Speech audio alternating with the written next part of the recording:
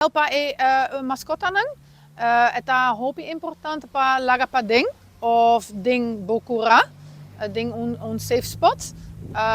Pone un bandje, ku e number di e cacho e telefoonnummer di e donjo, of laga microchip.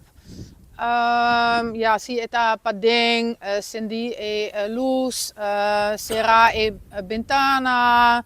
Pone horario un tiki más duro para haci e mascota safe. Hopi mascota ting miedo di e klapchi. Eta spanta, sali voor die cura, worden gedouwd door een auto. Ting un Facebook page Lost and Found Pets. Ting masco 30 mascota pa dia, pa lost of found. Si.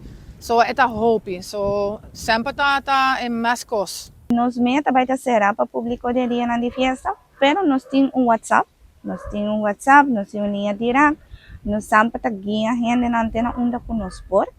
Nos tá eigenlijk aconselhando sempre lo mais importante tá social media.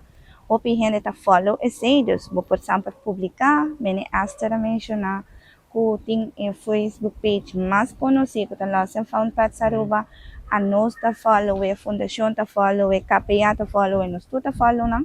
Dus inana tá onde é brona mais grande que você usa, no momento que mascota, você antiga desorientar, medo, publique. Portanto, é doente na trabalho, nós tem caso na lately, doente na trabalho, não sabemos que mascota na ui. Nanta chega a casa, waki, nanta contato de viaja, e cacho chega su lugar, su casa. Please, tenha em conta que nos tour, dentro do departamento, tu fundação, tem a responsabilidade. Nos tour também está preparando para o plano de fim de ano. Tu fundação já tem a bestia.